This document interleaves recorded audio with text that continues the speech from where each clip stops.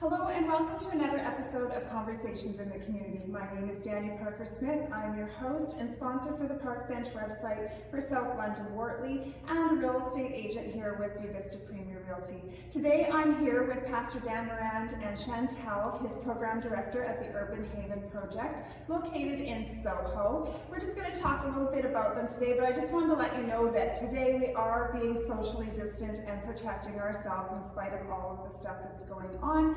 So I wanted to make sure that everybody's aware that we are conscientious of those pieces. So I just want to welcome you, Dan and Shantel. Thank you. How are you guys today? We're great. Good. So the Urban Haven Project, can you just kind of describe a little bit about what you do? So we've been based in Soho for approximately 5 years now. And the goal when we first came here was to really target the community itself, to reach out to the homeless, the near homeless, and the marginalized. Right.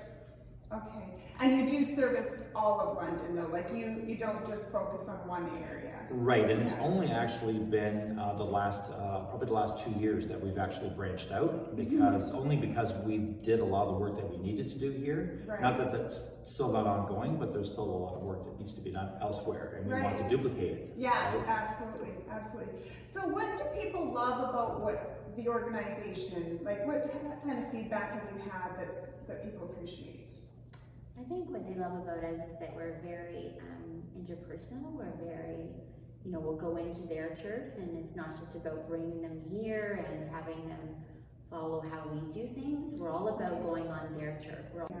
So what projects and events are you guys focusing on? We're coming up to the holiday season, because this is a time where people love to be able to give and to their time, their efforts, and their money to help good causes. So what kind of things are you focusing on during this time of the year? So right now we have a couple of things, because we're in like 3 different boxes.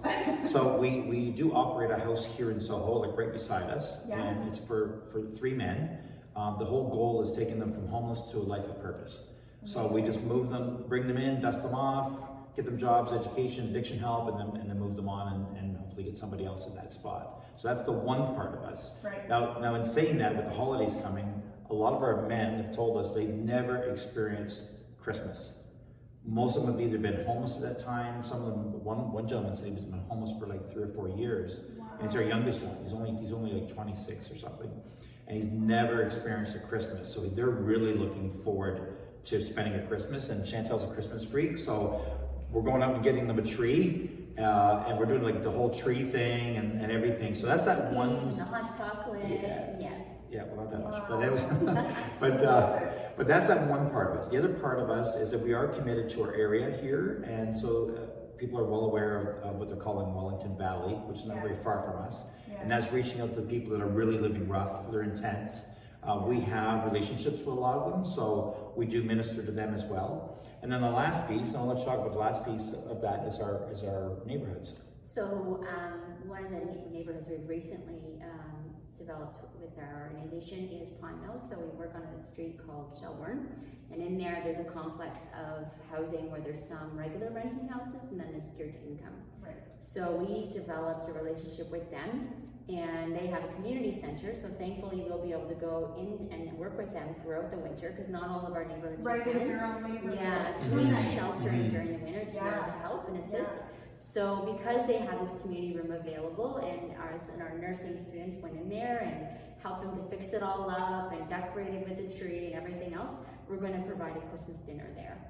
That is wonderful. Yeah. What do people not know about your organization? Because, we have seen over the years a lot of media attention on the Urban Haven Project for different things, the building, some of the projects that you've done. What do they not know that might be helpful to them? I think the fact that we really are in people's lives. So the whole purpose of this is to really develop relationships. Without relationship, really it's just actions, right? And it's not even organized. But having a relationship with people trust you. So they trust you to the point that, Shantel and I were just a couple of days ago at a gentleman's house that had experienced a sudden death of his roommate. And when we spent all night with him until things were handled. They know that we'll be right in there, right? And they may necessarily not be a part of this community, but they know that what we do, and they call us, and we want to be able to just bring hope and dignity to everybody. Yeah. And we never know what moment is going to be a game changer for somebody because we just did something compassionate. Absolutely. Right? Yeah. Absolutely.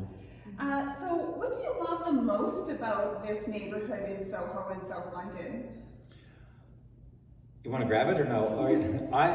Go ahead. I like the sense of community that they have here. Like I like how people look out for each other here. Yeah. Of all walks of life, people look out for each other. So if there's a need, then so and so. Like we have one gentleman that's been with us for a long time. He goes around. He's someone who's had a rough go in life himself, so he fully understands what it's like to struggle. And he goes around and he rakes people's lawns.